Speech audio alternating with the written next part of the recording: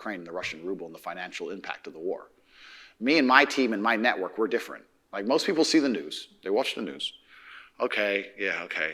Anyway, me and my team, we're watching the news. Okay, how can that make us money? How can that make me money? How can that make me money? Right. And it's a different attitude. I'm having endless conversations about the financial impacts of the war in Ukraine and whether we think that Russia's going to win or lose. And now the Russian ruble is at an all-time high. The Russian economy is stronger than it's ever been. After crashing at the height of the sanctions, when they took away the sovereign wealth fund of Russia, which is fucking criminal anyway, they did that. It dumped down, and now it's higher than it's ever been. On a currency to get a 3x. Yeah. It's nearly unheard of. People don't talk about these things. I'd say this another thing. I say to people who ask me, they go, Andrew, how do I get rich?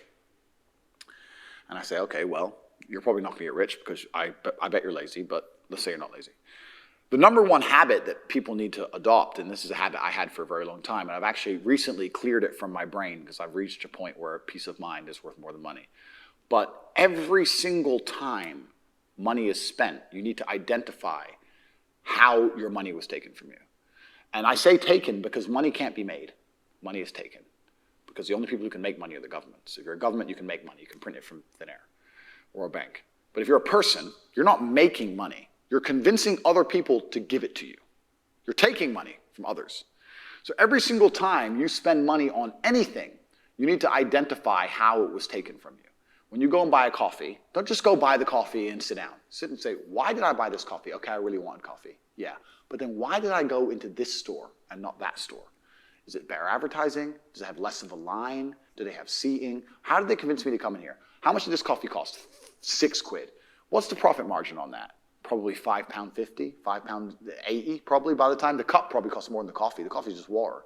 How did they convince me to spend £6 in this place? And when you sit there and analyze and you all start to learn little lessons about business, you'll learn about the importance of the signage. You'll learn about the importance of there being no queue. Yeah. So that if you ever run a business, I'm telling you, I say with my business, my people all the time, faster.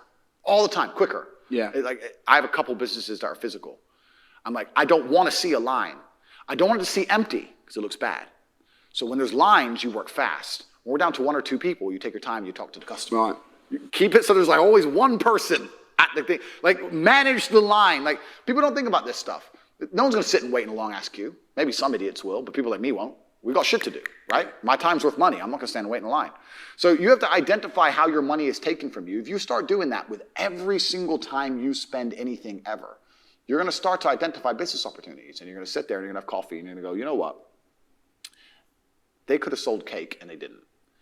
Could I outcompete this place? Let's imagine I had the money to start a coffee shop right next door. How would I outcompete them? Well, I'd have cake because they don't have cake. Also, most people in here are businessmen.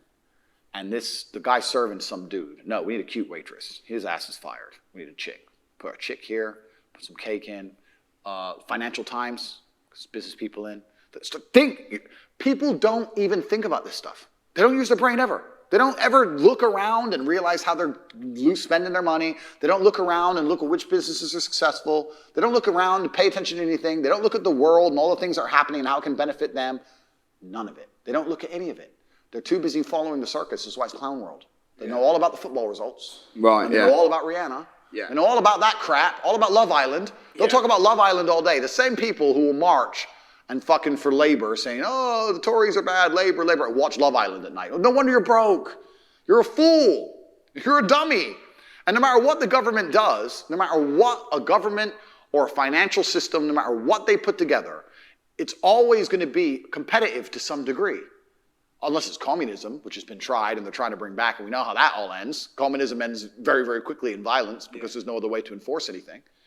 But no matter what they do or what law they make, there's going to be people who work harder than you and they're going to make more money than you. So if you're going to be a lazy dummy watching Love Island and not paying attention every time you spend money and not try and think and use your brain, guess what? You're going to stay fucking broke. Yeah. And I'm also going to say this now.